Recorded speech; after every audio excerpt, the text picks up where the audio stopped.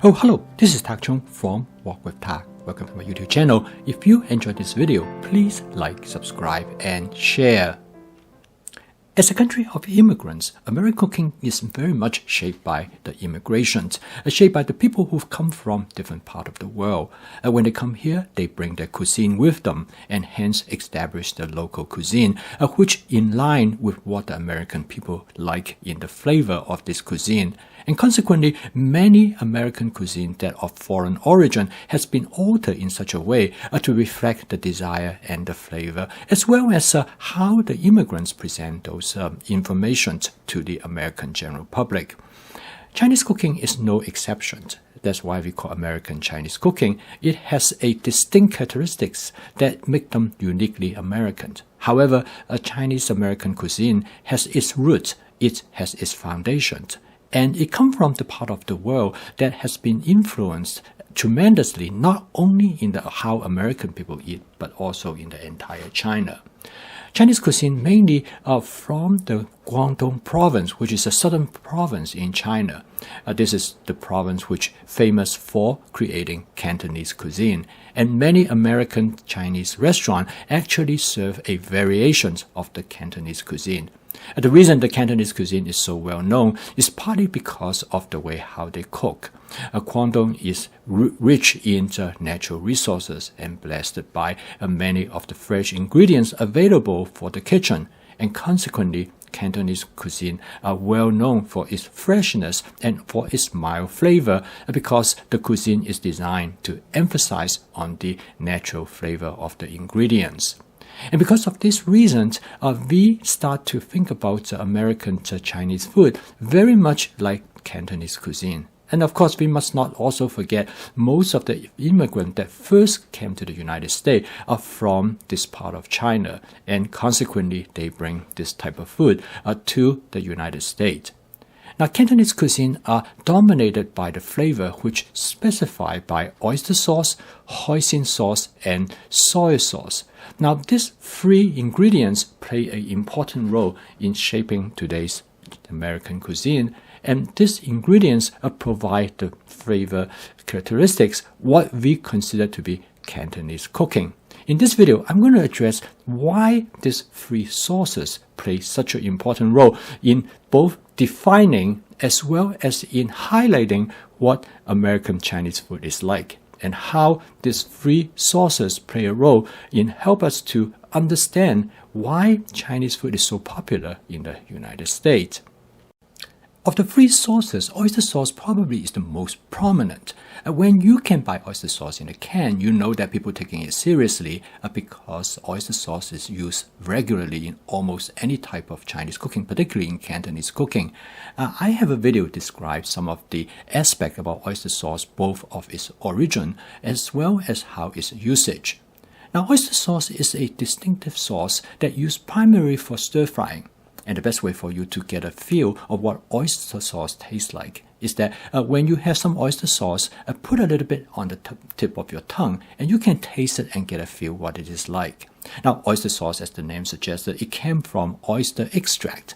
Originally, the oyster extract was abundant in certain part of China, and in the 1800s, they decided maybe they can get something out of it by converting it into a sauce. And consequently, the company Li Kang-ki marketed this sauce and become a global sensation.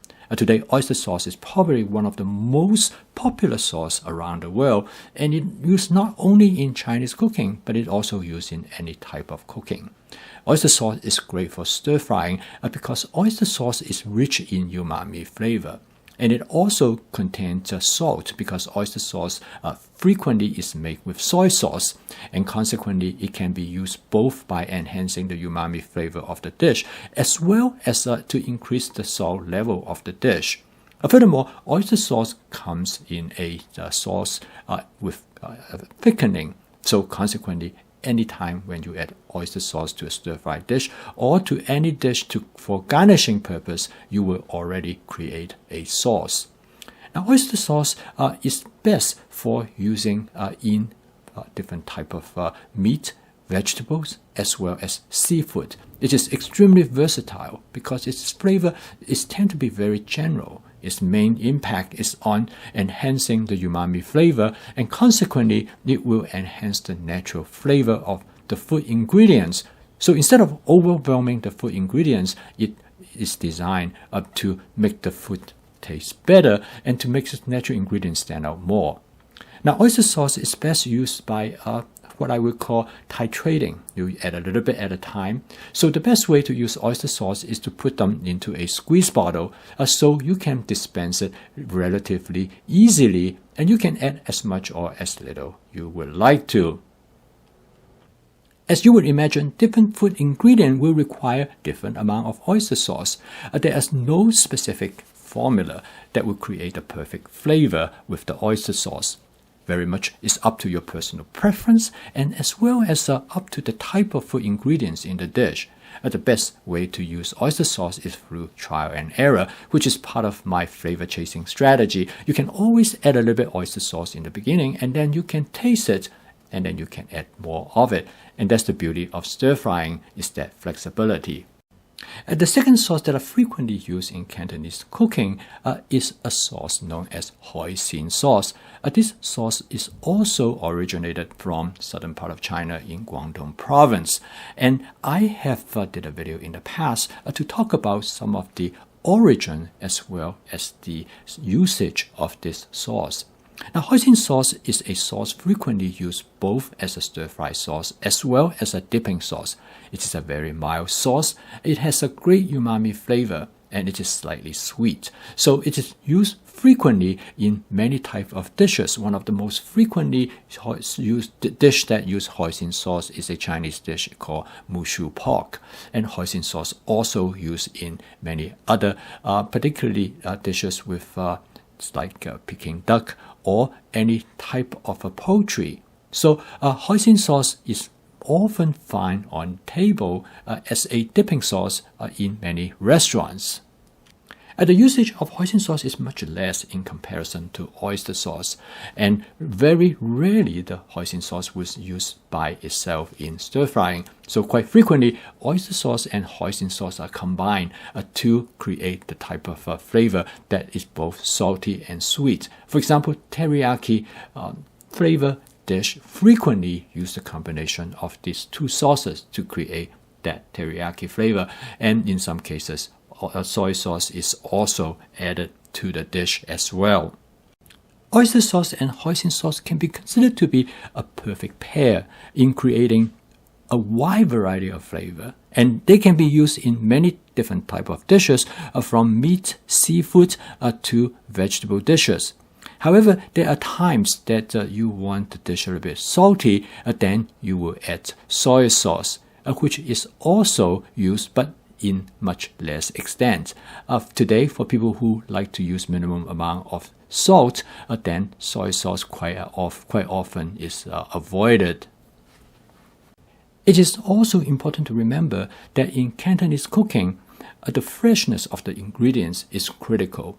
Vegetable has to be fresh, meat has to be fresh. It is the natural flavor is being emphasized in Cantonese cooking. And because of this reason, Cantonese cooking cook all the food ingredients very lightly. They never use stewing as a cooking technique. Stir frying is a perfect technique to create food that has retain their natural flavor and consequently also retain their nutritional values. And because of this reason, Cantonese cooking are often considered to be the healthiest cooking method because of the emphasis of natural ingredients. And by using these three sauces lightly, it is capable for create a whole variety of different flavor suitable for many different type of dishes. So if you would like to find an easy way to sort of flavor your dishes, have these three sauces available and have them in squeeze bottles so you can add different amounts to different type of food ingredients in different type of dishes to create the type of flavor that you enjoy. I post a video each day to help you to make home cooking as part of your daily routine. If you would like to adopt my fast cooking system, please subscribe to my YouTube channel. So keep on cooking. I will see you tomorrow.